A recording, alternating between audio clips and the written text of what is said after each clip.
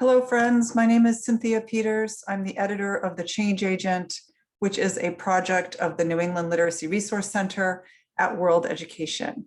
And I'm here today to tell you about a cool feature of the Change Agent, which I bet you don't know about. Even if you're familiar with the Change Agent, this could be a little hidden gem for you to discover with me here today.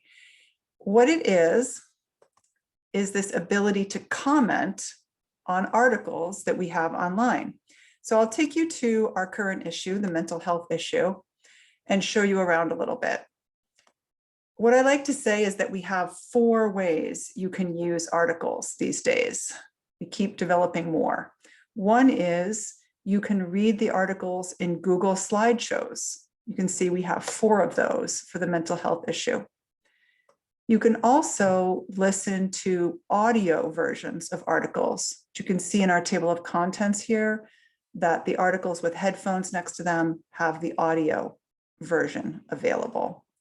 You can also sort these articles by level, so you can go straight to the level that is most sensible for your students. So there's 2 more ways. So far, we've done Google Slides and audio.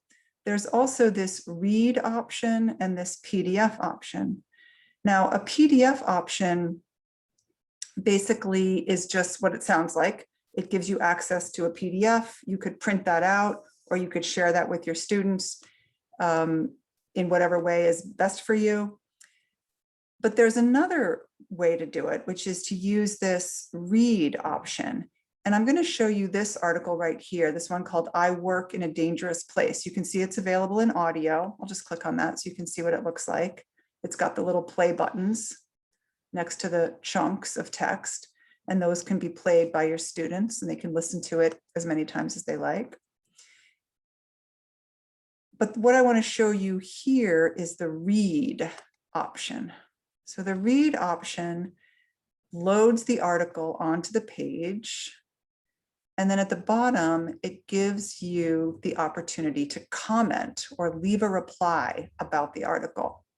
And I like this feature because it adds not just a reading and writing component, but also a digital literacy component.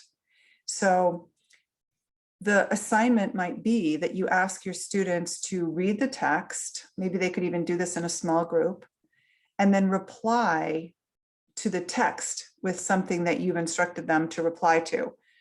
For example, you could ask them to say why working in a supermarket is dangerous, according to the author. Or you could get them to talk about their own experiences, perhaps having a job that's dangerous. Or you could get them talking about this third after you read option here.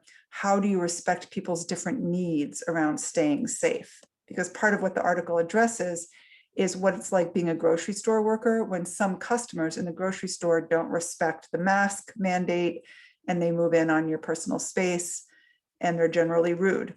So she wrestles with that question.